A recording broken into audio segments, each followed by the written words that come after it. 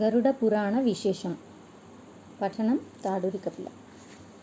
పాలకడలిపై శేషతల్పమున పవళించే శ్రీ మహావిష్ణువు గరుత్మంతునికి ఉపదేశించిన పురాణం ఈ గరుడ పురాణం. తర్వాత కాలంలో సూత మహాపౌరాణికుల వారు, శౌనికుడు మొదలైన ఋషులకు ఈ గరుడ పురాణాన్ని శ్రద్ధగా వినిపించారు. మనిషి మరణించాక గాలి రూపమైన జీవుడైపోతాడు.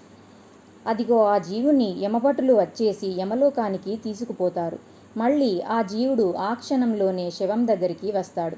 అనేక విధాల బాధల్ని పొందుతాడు. రోజు రోజు వేసే పిండంతో జీవుడు వేరే రూపాల్ని పొందుతాడు.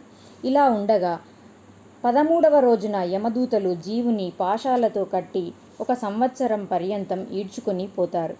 భయంకర యమలోకానికి భూలోకానికి మధ్యన 84,000 ఆమడలలో ఆశిపత్ర, వన, రౌరవ, మహారౌరవ, కుంభీపాక, స్వమాంసభక్షణం, కాళసూత్ర, నానాక్రంద, సుతప్త, సీతాభ్రమ మొదలైన ఈ నరకాలలో పాపుల్ని నానా బాధలు పెడతారు.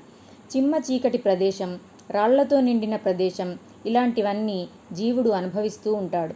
యమదూతలు ఎలా ఆజ్ఞాపిస్తే జీవుడు అలా నడుచుకుంటాడు. కొంతకాలం అలా ఉంటాడు.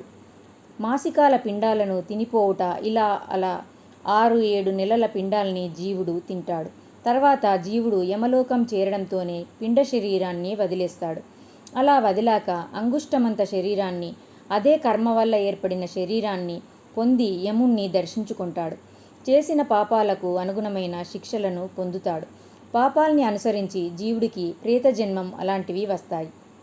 ఇవన్నీ గరుడ పురాణంలో ఉంటూ ఇంకా ఏముంటాయంటే, జీవుడు పుణ్యగతులను పొందడానికి కారణాలయ్యే బంగారు దానం, భూమి దానం, దీపదానం, నువ్వుల దానం ఇటువంటివి చేయడం, సన్యాసం, ప్రాయోపవేశం, సహగమనం మొదలైన వాని గుణాలు, జీవుడు ముక్తి చెందడానికి ఏ సాధనాల ద్వారా ఏమేం చేయాలి, మంచి చెడ్డ అన్నీ ఈ గరుడ మహాపురాణంలో వివరాలతో దాగి ఉంటాయి.